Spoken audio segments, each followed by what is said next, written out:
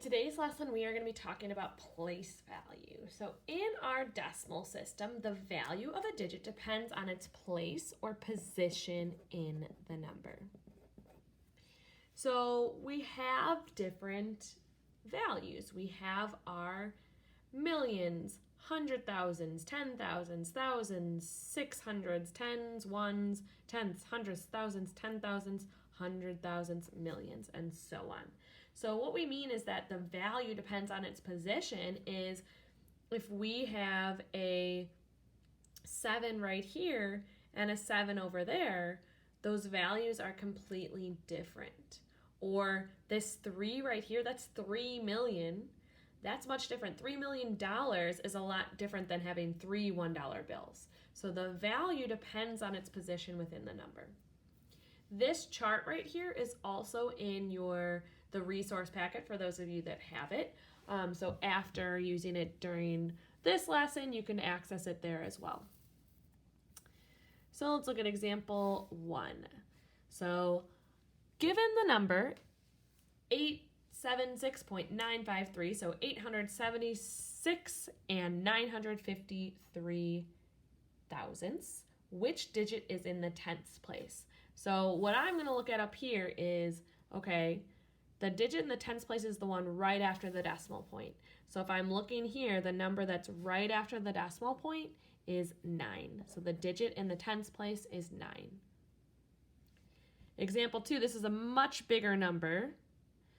Tens, hundreds, thousands, 10,000s, 100,000s, millions. So really this is 45,311 and 47,839 millionths.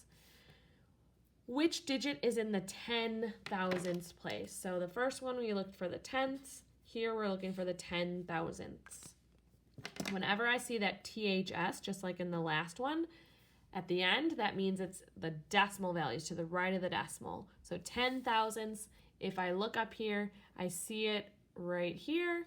It's the 1, 2, 3, 4th position after the decimal. So I'm going to look here, 1, 2, 3, 4. The number that's 4 to the right of the decimal is the 8. So that's just identifying which numbers are in the different place values or positions. Now we're going to look at what we call expanded form.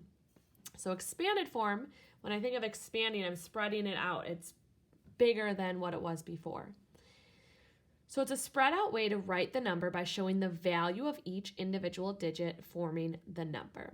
So we are going to look at each digit given to us and show what that one specifically, what the value of that one is specifically, and add them up.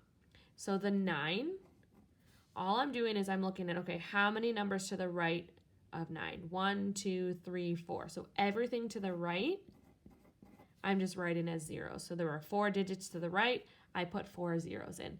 So that 9 is representing 90,000.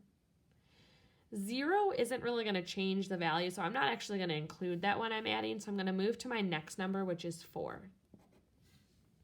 The 4 has 1, 2 numbers to the right, so I'm going to put 2 zeros to the right, which means the 4 represents 400, which makes sense since it's the third number to the left of the decimal. That's in the hundreds place. It's the third number to the left. It's representing 4 hundredths. The next digit we have is 3. There's 1 number to the right.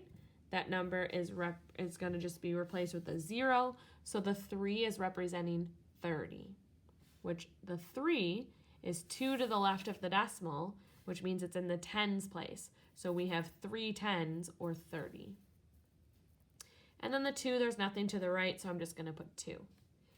If we wanted to double check our work, whatever we put here should add up to that number that we have. So if I add 90,000 plus 400 plus 30 plus 2, I should get that same number that we had here, which I do. So we're good, we did it right. Let's try this one, the expanded form. Here we have the 5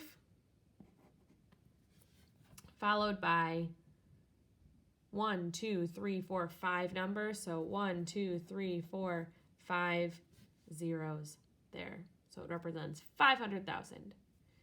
Then we have a 6, followed by 1, 2, 3, 4 numbers. So 1, 2, 3, 4 zeros. That 6 is representing 60,000. The 4 is followed by 1, 2, 3 numbers. So 1, 2, 3 zeros. The 4 represents 4,000. The 1 is followed by 1, 2 digits. So 1, 2 zeros. It's representing 100. This 7 right here is followed by 1 digit. So I'm filling that in with a 0. It's representing 7. And then our last digit is 7. Again, if I add these up, 500,000 plus 60,000 plus 4,000 plus 100 plus 70 plus 7 should give me this original value, 564,177. I have that value. We did it right. One more that I want to do, we're actually going to do it on the back. I'm going to write example 5 because I didn't do that example with you, is with a decimal value. So let's say that we have 4.073 and we're writing that in expanded form. So I'm going to still show what we're adding here. The 4 is the only one to the left of the decimal. There's nothing to the right, so you don't have to write anything to the right, or I can keep that decimal and say everything else is zeros. This 0, just like we did in the last one, I'm not going to do anything for, so I'm going to go to the 7. Here's where we have to be careful. Everything else in the problem is going to become a 0. So this 4 becomes a 0. The 0 stays 0. The 7 we're going to keep as 7, because that's the one we're rewriting, but then the 3 becomes a 0. So it's a little bit trickier when we have these decimal values. And the last one, the 3, same thing. Everything else becomes a 0. So the 4 becomes a 0, bring down the decimal, 0 stays 0, 7 becomes 0, and then the 3 stays at 3. If I added these up, 4.000 plus 0.070 plus 0.003, we should get that same original value, which we did. All right, last thing we are going to look at is word form. So word form is writing a number using words. So basically, the way that we write it should be the way that we say it. So I'm looking at first the numbers to the left of the decimal. So I'm just going to highlight those because we're going to kind of do those on its own. So we have 157.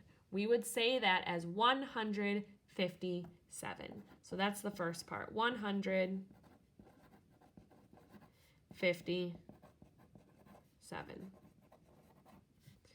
Whenever we have a decimal, that is the only time you should be using the word and.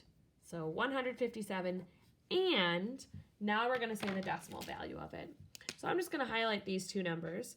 Anytime that we have the decimal, first I'm just writing what that number is. So I see 9 and 4 next to each other. That is 94.